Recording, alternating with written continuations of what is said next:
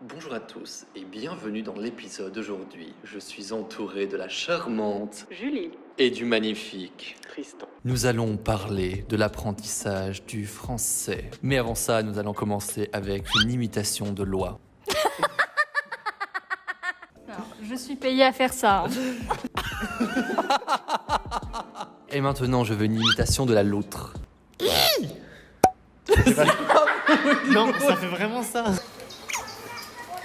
Revenons à nos moutons. Ça ne se voit pas, mais nous sommes des professeurs professionnels. J'aimerais qu'on parle des attentes qu'ont la plupart de nos élèves. Souvent, ils démarrent avec des buts pas très réalistes. Je parle pour certains d'entre eux qui m'ont déjà dit qu'ils avaient comme projet de passer un examen de français quelques mois après le début de leur étude de la langue. Qu'en pensez-vous? La plupart des élèves ont un cours par semaine. Si on étudie le français à plein temps, oui, au bout de 3 mois, 6 mois déjà, on a un bon niveau. Mais si c'est juste 1h30 ou 3 heures par semaine, c'est plus compliqué déjà. Tu as passé combien de temps à apprendre le chinois? Jusqu'à aujourd'hui, ça fait 8 ans. T'as fallu combien de temps pour pouvoir maintenir une conversation? J'ai fait une licence de chinois et même après ma licence, j'ai trouvé très difficile d'avoir une conversation, on va dire, de tous les jours. Et c'est vraiment en étant à Taïwan pendant quelques mois que j'ai pris le pli. Donc, même l'incroyable Julie, il lui aura fallu plusieurs années pour Ouais. parler chinois. L'apprentissage d'une langue, c'est pas forcément pour la parler couramment.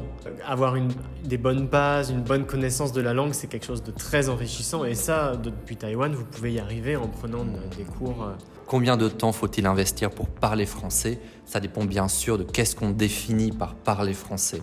Est-ce que vous voulez être capable de commander à manger? Est-ce que vous voulez écrire une thèse en français? Ça va dépendre évidemment de vos objectifs. Je pense que c'est important de ne pas être trop pressé et de pouvoir toujours garder votre motivation, de vous intéresser à la langue pour vraiment construire cet effort sur la durée. Face à ces questions répétitives de est-ce que c'est important la conjugaison? Qu'avez-vous à répondre? Je pense que pour les Taïwanais, comme votre langue maternelle, c'est le chinois, vous voyez peut-être pas l'intérêt de la conjugaison, mais en réalité, ça peut complètement changer le sens de votre phrase. Moi, j'ai souvent de la peine avec les élèves qui font pas la différence entre l'infinitif, le présent des verbes du premier groupe, et l'imparfait. Ouais. Est-ce que tu parles anglais? Oui, je parlais anglais. Ouais. Donc moi, je le comprends de manière différente. Je parlais anglais, mais je l'ai oublié. J'ai le même problème avec le verbe préférer. Alors, tu préfères le thé ou le café? Je préférais le café. Donc tu sous-entends que maintenant, Ouais. tu préfères le thé. Même, il y a des problèmes de prononciation qui font qu'on peut aussi mal comprendre le message que vous voulez donner. Par exemple, je pense à j'ai. Certains étudiants vont dire je ai. Et malheureusement, je hais, on va le comprendre comme le verbe haïr. Une élève m'avait dit Ouais. je hais les chiens. Elle voulait dire j'ai un chien. Voilà, ce sont des petits points de la grammaire qui peuvent changer complètement le sens d'une phrase. C'est très à la mode sur Internet de voir des gens qui disent « vous n'avez pas besoin d'apprendre la conjugaison, vous n'avez pas besoin d'apprendre la grammaire ». C'est vrai que la façon d'apprendre traditionnelle en faisant des tableaux de conjugaison à la suite, c'est pas très utile. C'est un petit peu comme les gens qui refusent d'apprendre les tons en chinois, les susheng. On entend souvent les Taïwanais dire « ah oui, mais c'est pas grave, si vous faites des fautes de ton, on vous comprend quand même ». C'est vrai si on a quelques tons faux dans la phrase. Je pense qu'on a tous les trois l'expérience de parler et les gens ne comprennent rien de ce Ouais, qu'on c'est dit ça. et en fait c'est à cause des tons. Quand on parle de l'importance de la conjugaison, je rencontre souvent deux types d'élèves. Le premier type, ce sont ceux qui n'ont pas envie d'apprendre les verbes. Ça peut engendrer des quiproquos, des malentendus. Une élève qui voulait me demander « Ni ci bao le mei ?» Professeur, vous êtes faim. Ni很瘦. Ouais. Vous êtes faim, vous avez faim. L'autre extrême, ce sont les élèves qui apprennent tous les tableaux de conjugaison. Quand on parle vraiment des bases, le verbe être et avoir, vous ne pouvez pas passer outre. C'est indispensable. Si c'est vraiment un conseil, essayez. Je sais que c'est chiant, mais prenez une journée et apprenez ces verbes. Du moment où une personne ne maîtrise pas le verbe être et avoir, ils n'arrivent pas à construire le passé composé. Ouais. Ouais. Ils vont pas pouvoir non plus exprimer le futur avec Ouais. le verbe aller. Tu dis rien en fait. Apprenez ces verbes. Oui, apprenez-les.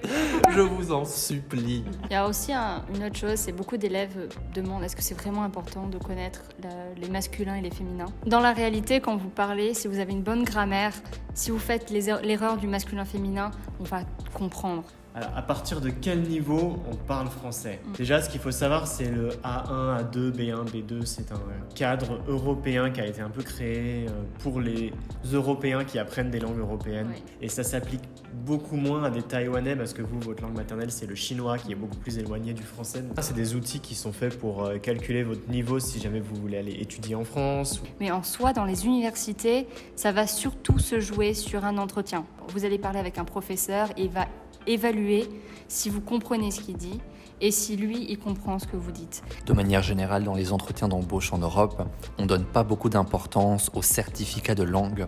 Ça va plutôt être l'examinateur ou le recruteur qui va vous poser des questions dans la langue cible. Donc c'est vraiment important de ne pas perdre de vue l'importance de parler. Si vous regardez sur Internet, ça sera toujours marqué niveau A1.